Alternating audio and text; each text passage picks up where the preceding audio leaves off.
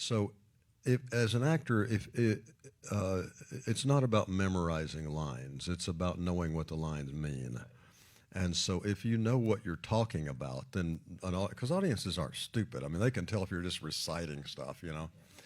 And so, if there was a question about anything, you know, you just go to Christian or Taylor and just say, well, when I say this about the X47 wrench or whatever it is, what does that mean? And they'd tell you that way when you're telling the other actor you're talking to, it comes across as being real because you know what it means. And so we had that. In terms of research, I mean, let me put it to you this way.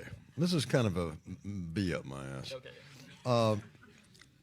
A lot of times actors will go to great lengths to try to study how to be whatever it is they're playing. So let's take a movie star guy X, and he's the biggest movie star on earth, and he's going to play a homeless guy.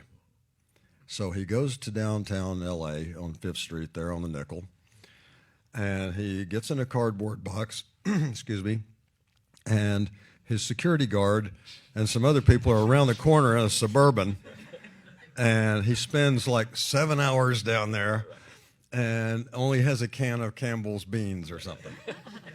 Well, what it means to be homeless, because I was at one point, is when you're, what it really means is that you have nowhere to turn. So just because you spent a few hours in a cardboard box and it was kind of chilly, it's not really going to make you be able to play a homeless guy any better. So I think you need to put yourself into every role, and whatever your life experience was, put that in there. You don't, I mean, there's a whole lot of tricks that, I mean, people want to hear, sometimes, you know, especially when you're doing interviews, journalists and stuff, they want to hear this complex process that you have. And it's like, oh yeah, I, you know, nailed my foot to the floor and then, you know, whatever, ate a bowl of soup with my foot, whatever it is. Anyway, but the fact of the matter is acting is about your life experience.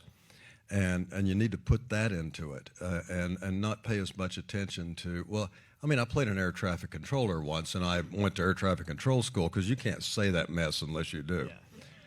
But, you know, we just had the right people about the technical stuff that we needed to know about. The rest of it, you just go out there and play yourself.